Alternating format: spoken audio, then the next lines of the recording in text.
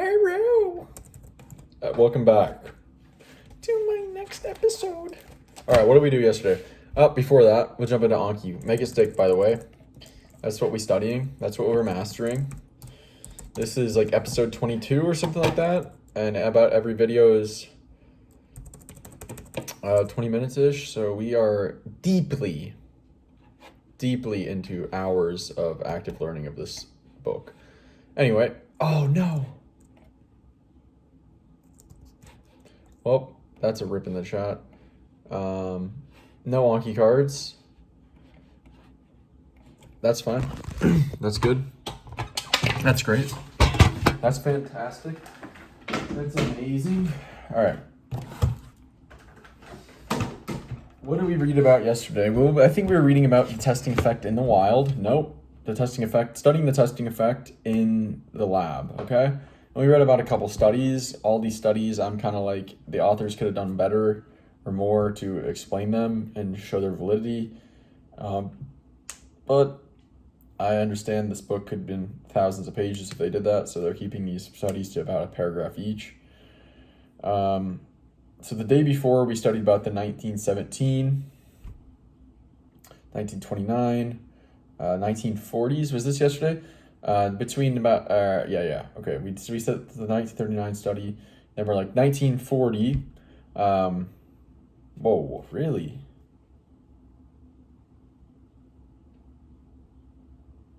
Yeah, okay, that makes sense. All right, sure. 1940, after 1940, studying the testing effect as a learning technique kind of fell out of favor in favor of studying forgetting. For the next about 25 years, they were more focused as a research body on focusing on forgetting and the science of forgetting rather than the testing effect as a learning tool. Then in 1967, a study came out about testing effect being a effective learning tool, in which two groups of people were given a list of 36 words to memorize, and the group that continually studied and restudied the group that this is vague, but I believe one group was given the list and then they just tested themselves over and over again. I don't know about feedback and corrections, but they only used testing after initial exposure, and another group used just restudying and restudying. So testing versus restudying. They both the testing performed just as well as the restudying. Again, vague. I don't know why the testing wouldn't have been better, but either way, the idea is research then scientists got interested in studying the testing effect again due to this experiment. Okay. What else do we talk about after that or study? Man, I'm blanking now. 1978. I feel like that's a date.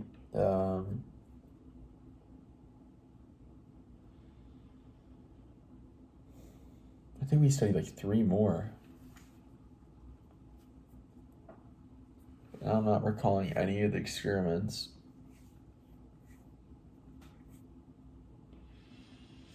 All right.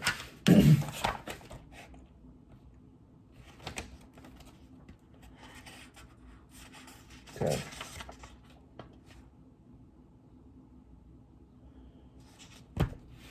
Okay, yeah. 1978, there was this study that basically showed that cramming, which we have not defined, but I believe it's like using like rereading within one session, or just practice within one session without spacing sessions out over time.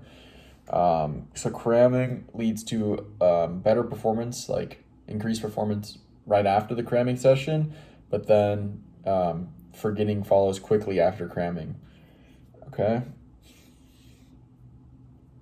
Compared to spacing the same amount of study time over time, spacing leads to much less forgetting and much slower forgetting rather than cramming. Cramming, you get all the way up here and then quickly forget a lot of it.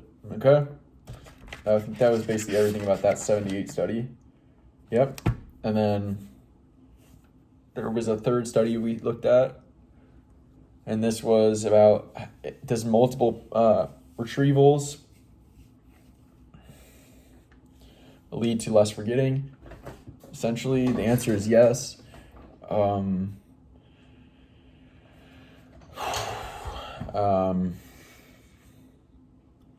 Again, another vague experiment I have many questions about, but we'll continue anyway. 3 groups. One group is given material to read. One group is giving material to read, and then they get tested on immediately after the reading. And a third group is given the material to read. They're getting tested immediately, and then they get 2 more tests. I don't know if these tests are followed right back to back to back. That would seem like cramming to me. I would assume there's a little bit of spacing in between. Anyway, after 1 week, everyone is given an exam again, and how much forgetting is established. So, first group reads it, does not get tested until a week later. After 1 week, this group remembers about 28% of the material. Group 2, it reads it and then is tested immediately. I believe they get a 53% retention on the first exam, but then 1 week later, they have a 39%. So they forget a little bit, but 39% is still higher than the 28%. Okay, and then group 3 is given the reading, and then they're getting the initial test, 53% they score. Apparently, the next 2 scores, they score 53% both times again, meaning that they probably didn't get any corrections or feedback. So they take the test 2 more times, get 53, 53, 53, and then a week later, guess what they get? 53%. So they forgot nothing over a week. Multiple retrievals essentially showing to combat forgetting. In this case, completely over a week period. Cool.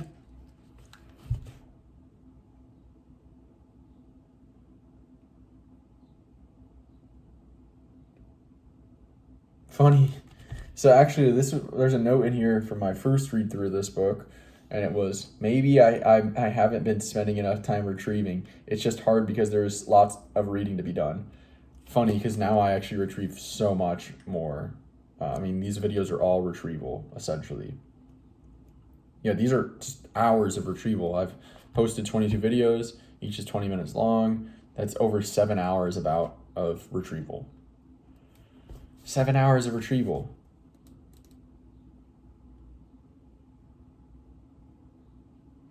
That's nuts. That's probably more time spent than most people spend reading the whole book. Okay. Anyway, let's continue reading, and I'll be back after I've got some stuff to retrieve. All right, guys, there we go.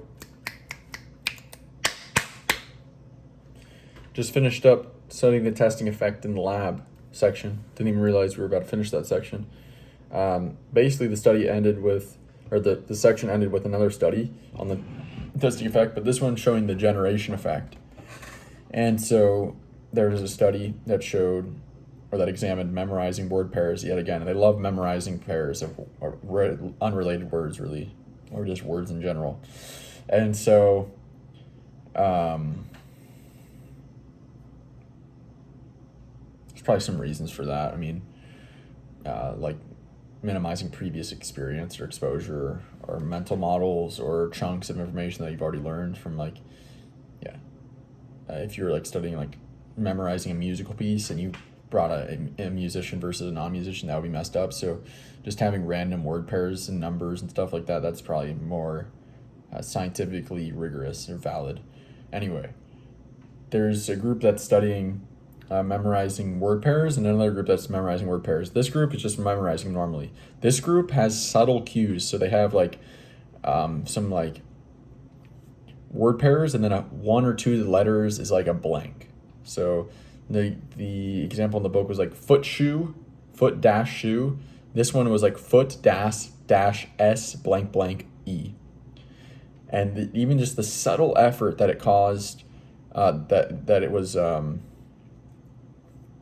even the subtle effort that was needed to fill in the blank led to greater retention than the people that just got the straight words without the cues or the blanks. And so this is the generation effect, in which the generation effect is, I could write this down as a question. It's a good question. What is the generation effect? And then I'll answer my best I can right now. What is the generation effect? So basically, the generation effect is the like filling in the blank or creating just a little bit on your own instead of just trying to consume completely. Like you're actually creating a little bit. Filling in patterns, filling in the blanks for yourself, that leads to greater learning.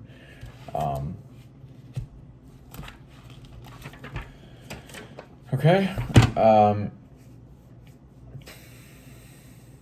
Right, and then they also showed in that study that interleaving the word you're memorizing. So they said 20.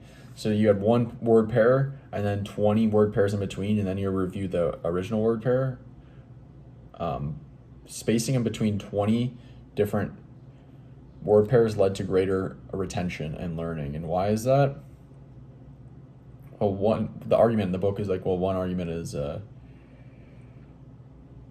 additional effort needed to retrieve that mental effort due to being spaced out rather than masked leads to greater learning. I think it's also, again, long-term versus short-term memory. When you're cramming, it just stays in long-term or short-term memory, which doesn't build. It's not really like leading to any neural growth, I don't think, or as much as if it was not in short-term memory and then it's brought into short-term memory from long-term memory. That is like what retrieval means to me, is to take something from long-term memory and then bring it into short-term memory. That's just my intuition. Maybe I'll have to flesh that out more and defend that in the future, but I think there could be something to it. So now we're into the next section, which is studying the testing effect in the wild, which is basically now after studying in the lab, a lot of scientists wanted to take this phenomena, the testing effect and the generation effect, and bring it into classrooms and then study it like in like actual academic environments. So that's what this next section is going to be about. And before we get into that,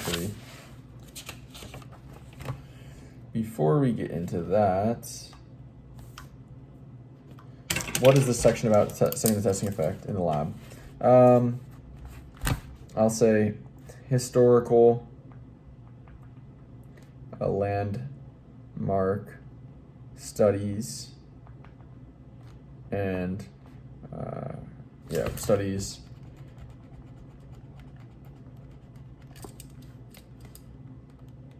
of the testing effect. That's fine. All right, now what we always do at the beginning of every section is say, what is this section about? All right, got a few more minutes today. Let's go ahead and start our next section. All right, folks, wrapping up for today. So basically, what are these guys' names? The St. Louis University, Washington University, St. Louis. Washington University of St. Louis, something like that. WashU, yeah. The people that wrote this book. Who was it? Peter Brown. Peter Brown's the writer. Who were the two psychologists? Mark McDaniel,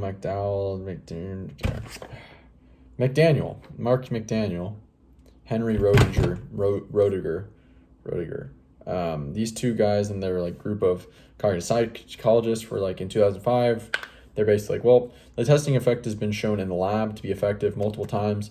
Let's actually bring this to the real world. Like, we'd love to get some actual testing effect data from real classrooms. And so they came to this high school or middle school.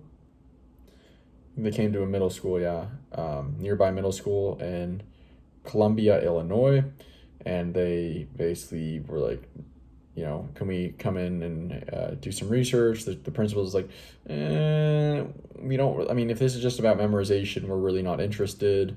He was like preaching about higher order skills, creativity, application synthesis, critical thinking, etc. But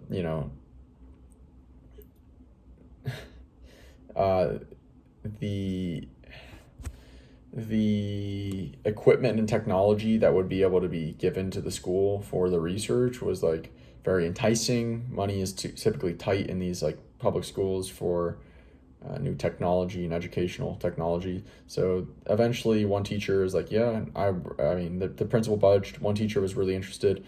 Basically, they're like, we're not going to, you're not allowed to change anything except for the minimal changes. So everything stayed the same, the curriculum, the testing schedule, the textbook, this all stayed the same. The only thing they did different was they added short occasional short quizzes. That's it.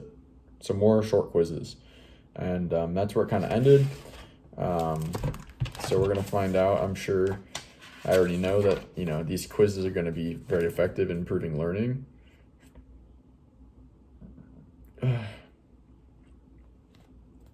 But yeah, that's going to be it for today. We learned about the generation effect. Talked again about interleaving practice and spaced repetition, mental effort, and then we're starting to look at studying the testing effect in the wild. This 2006 Columbia, Illinois testing effect research in the wild. So that's it for today. I'll talk to you guys later.